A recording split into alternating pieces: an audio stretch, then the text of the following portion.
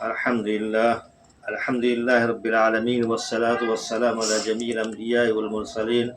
خصوصا محمد بن عبد الله الأمين وعلى آله الطاهرين وأصحاب الكاملين والعاقبة للمتقين ومن تبعهم بإحسان يوم الدين. رب اشرح لي صدري ويسر لي أمري واحلل عقدة من لساني يفقهوا قولي. أعوذ بالله من الشيطان الرجيم. بسم الله الرحمن الرحيم. يحرم عليهم الخبائث ويحل عليهم الطيبات.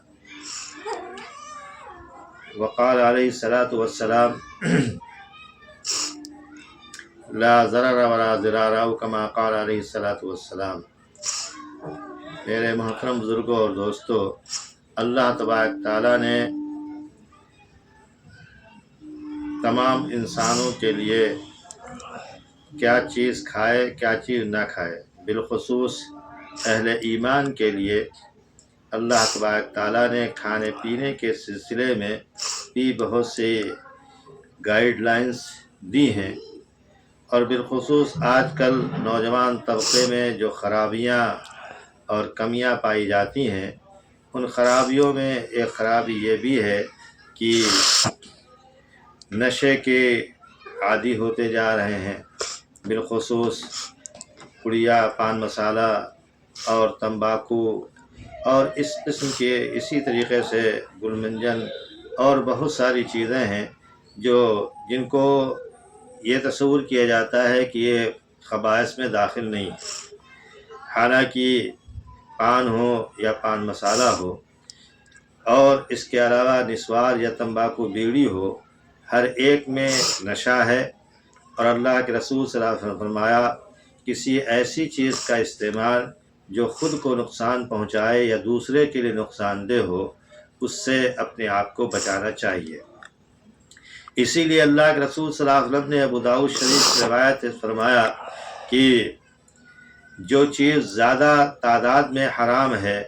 جس سے آدمی مدہوش ہو جائے، اپنے آپ کو کھو بیٹھے، اپنی عقل کو کھو بیٹھے، اس کی عقل معوف ہو جائے، تو اس کی تھوڑی بھی چیز وہ بھی حرام کہی جاتی ہے. اور انٹرنیشنل قانون کے تحت بھی اگر دیکھا جائے کہ جو چیزیں مضر صحت ہیں، ان کو ان کے لیبل پر، ان کی پیکنگ کے اوپر بھی یہ چیز لکھ دی جاتی ہے کہ یہ صحت کے لیے مضر ہے. اور صحت اللہ تبارک تعالیٰ کی نعمتوں میں سے ایک بڑی نعمت ہے. اللہ کے رسول صلی اللہ علیہ وسلم نے ارشاد فرمایا دو نعمتیں ایسی ہیں جس کے سلسلے میں انسان دھوکے میں پڑا ہوا ہے، ایک صحت، دوسرے وقت. اور لہذا یہ اللہ کی نعمت ہے، اس نعمت کی قدردانی ہم پر فرض ہے اور ضروری ہے کہ ہم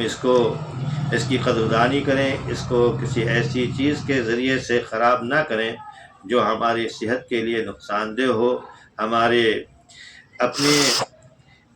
زندگی کے لیے نقصان دہ ہوں. اور بہت سی ایسی چیزیں ہیں کہ تھوڑی تھوڑی استعمال کرنے کے بعد آدمی اور بڑی چیزوں کے استعمال کی طرف چلا جاتا ہے.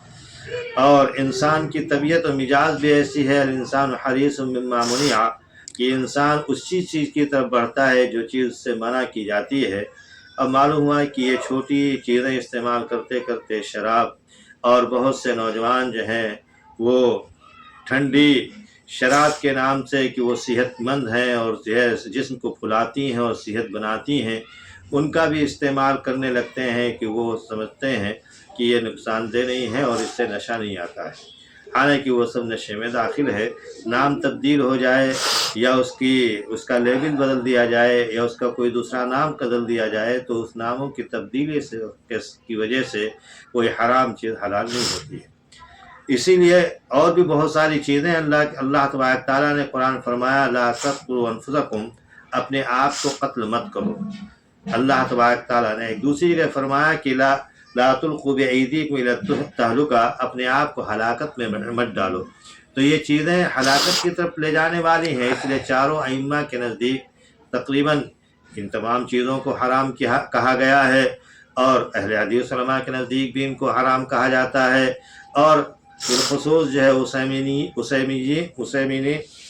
اور اسی لیے کہا جاتا ہے کہ حضرت مولانا یوسف قرضاوی صاحب رحمۃ اللہ علیہ نے کہا اس کا تعلق صحت سے ہے اور نہ کہ اس کا تعلق فقہ سے ہے اور مسئلے سے ہے، اور اس کا تعلق صحت سے ہے اور طب سے ہے، لہذا طب کے روح سے بھی یہ چیزیں حرام کہلاتی ہیں، اور اس کی بحث طب کی اعتبار سے ہونی چاہیے، نہ کہ جو ہے اس کو حلال و حرام کے خانے میں رکھ کر کے کی جائے۔ اور طب کے اعتبار سے بھی یہ نقصان دہ جو ہیں صحت کے لیے بھی نقصان دہ ہیں، دانتوں کے لیے، منہ کی صفائی کے لیے بھی جو ہے، اور دوسری چیز گندگی کے ذریعہ بھی ہیں، گندگی پھیلانے کا بھی ذریعہ بنتی ہیں، دوسروں کی ایذا پہنچانے کا بھی ذریعہ بنتی ہیں۔ بہت سے لوگ جو ہے مسجد نماز پڑھنے کے لیے آتے ہیں، اور نماز پڑھنے سے پہلے معلومہ گلمنجن کر کے کرتے ہیں، پھر اس کے بعد وضو کرتے ہیں، اور وہ اچھی طریقے سے اتنی دیر تک بیٹھ کر کے کرتے ہیں، وہ ایک طریقے سے گنودگی میں چلے جاتے ہیں، اور یا منہ کی گندگی کو آ کر کے وہ مسجد کے وضو خانے میں صاف کرتے ہیں، وہیں پڑیا تھوکتے ہیں، بلکہ باتھ روم کے اندر، اور وہ چیزیں جو نفاست اور صفائی سے تعلق رکھتی ہیں ان کو بھی وہ گندہ کرتے ہیں۔ لہذا ایک تو فضول خرچی پائی جاتی ہے، دوسرے صحت کی خرابی پائی جاتی ہے، تیسرے طہارت اور نفاست اور نظافت کے بھی خلاف ہے کہ منہ گندا ہوتا ہے، اور منہ کے علاوہ دوسروں کی ایذا کے پہنچنے کا ذریعہ بنتا ہے، اور وہ تمام چیزیں جو دوسروں کے ایذا پہنچنے کا ذریعہ بنتی ہوں، اللہ کے رسول صلی اللہ علیہ وسلم نے منع فرمایا کہ ان کو استعمال کیا جائے۔ خود حضرت عائشہ رضی اللہ تعالیٰ عنہا سے کسی نے پوچھا کہ اللہ کے رسول صلی اللہ علیہ وسلم جب گھر میں تشریف لاتے تھے تو ان کا عمل کون سا ہوتا تھا؟ تو فرمایا کہ وہ آپ مسواک کرتے ہوئے داخل ہوتے تھے گھر کے اندر، سلام کرتے تھے، مسواک کرتے ہوئے داخل ہوتے تھے، تاکہ منہ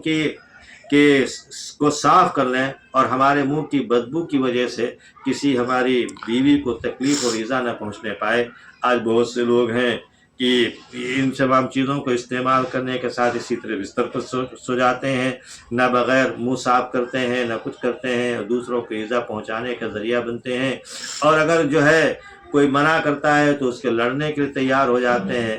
حالانکہ جو چیز تھوڑی نقصان دہ ہے، وہ چیز جس کا اثر جو ہے دھیرے دھیرے ہوتا ہے صحت کے نقصان کے لیے، تو ایسی صورت کو اس کو بھی جو ہے علماء نے ناجائز قرار دیا ہے۔ اور اگر اس کا صحت دھیرے دھیرے نہیں بلکہ کچھ دنوں کے بعد اگر اس کا نقصان پہنچتا ہے، تب بھی علماء کہتے ہیں کہ اس سے بچنا ضروری ہے، اور ورنہ